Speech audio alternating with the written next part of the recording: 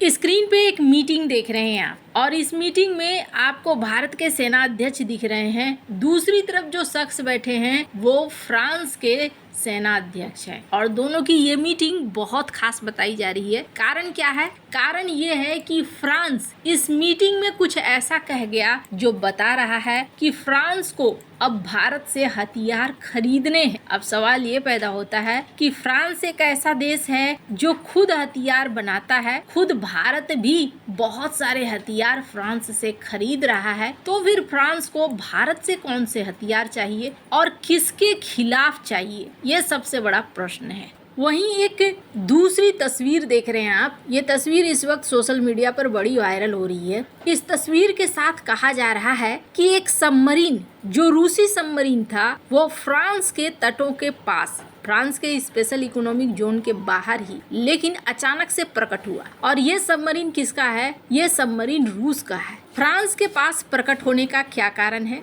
और इस बीच भारत ने भी एक बड़ा ऑफर दिया है। जियोपॉलिटिक्स में बहुत कुछ चल रहा है, हमेशा की तरह जानने को मिलेगा बहुत कुछ। आइए जानते हैं इन खबरों को विस्तार से। भारत और फ्रांस के बीच में कैसा रिश्ता है, ये किसी से छिपा हुआ नहीं है। और अभी अगर आप देखें तो फ्रांस में भारत का यूपीआई कमाल कर रहा है। कहा जा रहा है कि भारतीय टूरिस्ट द्वारा 40% खर्चा बढ़ चुका है फ्रांस के अंदर, और फ्रांस इस यूपीआई से बहुत ज्यादा खुश है कि पैसे अब उसके देश में इसकी वजह से आ रहे हैं ज्यादा। लेकिन भारत भी खुश है कि भारत का एक डिजिटल प्रोग्राम अब दुनिया में धूम मचा रहा है। फ्रांस और भारत सिर्फ इसी दिशा में नहीं, बल्कि सैन्य दिशा में भी एक दूसरे के साथ खड़े हैं। और ये चीज राफेल का हो या फिर मिसाइलों का हो, इन सौदों में भी देखने को मिलता रहा है। पर इस वक्त फ्रांस के सेना अध्यक्ष भारत आए हुए हैं, और भारत में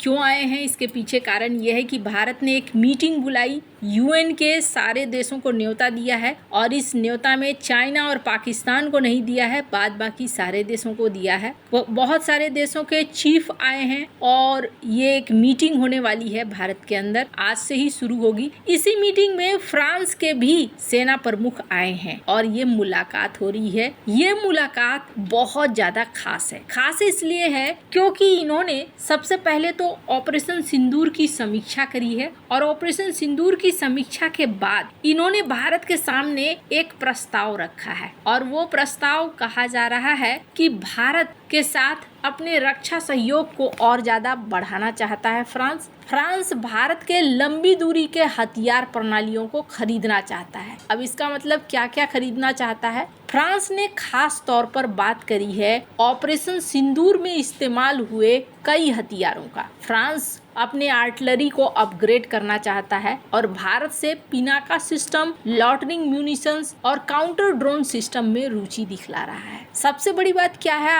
आपके मन में आएगा कि फ्रांस आखिर इन चीजों में रुचि क्यों दिखा रहा है। तो पहली बात ना, ऑपरेशन सिंदूर में भारत ने एक चीज साफ किया, और वो ये है कि कम लागत में भी भारत ऐसे प्रभावी हथियार बना सकता है जो हथियार मैक्सिमम डैमेज करते हैं। और ये चीज दुनिया के लिए एक आश्चर्य बन चुका है। जिस तरीके से चंद्रयान प्रोजेक्ट के लिए भारत ने, जितने में हॉलीवुड की एक आध फिल्में बनती हैं, उतना में इतना बड़ा अभियान को सफल बना दिया। अमेरिकी देश, पश्चिमी देश पैसे खर्च करते हैं लेकिन सफल नहीं बना पाते हैं। यही सीन भारत के हथियार के साथ भी है। पिनाका, जो कि लंबी दूरी का एडवांस है और साथ ही साथ सटीकता से वार करता है, इसको लेकर अब फ्रांस इस गहन चिंतन में पड़ा है, भारत इतने कम खर्च में लंबी दूरी के इस आर्टिलरी को कैसे बना रहा है। और इसको लेकर अब वो चाहते हैं कि भारत उन्हें ड्रोन दे, इसके अलावे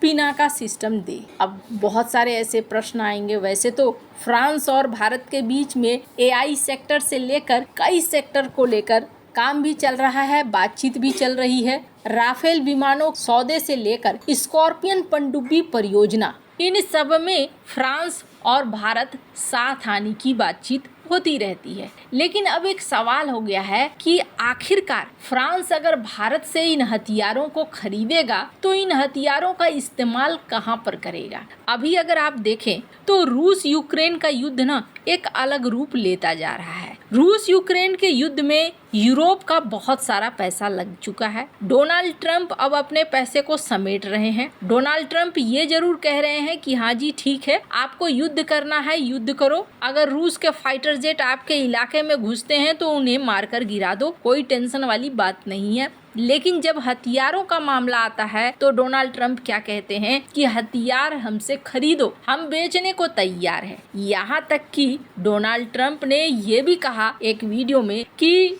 रूस यूक्रेन युद्ध में हमारे हथियार बिक रहे हैं तो हमें फायदा ही है। वहीं दूसरी तरफ अगर आप देखें कि यूरोप इतना सारा पैसा लगाने के बाद आगे क्या करेगा, आगे यूरोप भी आक्रामक होता जा रहा है। फ्रांस इसमें प्रमुख भूमिका निभा रहा है। फ्रांस के राष्ट्रपति इमैनुअल मैक्रोन, ब्रिटेन के पीएम कीर स्टारमर, जर्मनी के चांसलर फ्रेडरिक मर्ज ये लगातार फोन पर बातचीत भी कर रहे हैं। इन्होंने एक फैसला लिया 10 अक्टूबर को और इन्होंने ये फैसला लिया कि ठीक है, अब हम रूस की संपत्ति जो हमारे देशों के बीच में है उसे जब्त करेंगे, उसके पैसे का इस्तेमाल होगा यूक्रेन की सेना के लिए। अब रूस ये चीज क्या बर्दाश्त करेगा? अगर रूस की बात करें ना तो रूस फ्रांस को यूरोप का मुख्य दुश्मन मानता है और उनका कहना है कि फ्रांस यूरोप में सबसे बड़ा दुश्मन है रूस का। क्यों? क्योंकि इसके पास हथियार हैं, पनडुब्बियां हैं और खास करके ये इस युद्ध को भड़काने की कोशिश कर रहा है बार बार। इसी बीच ये देखने को मिला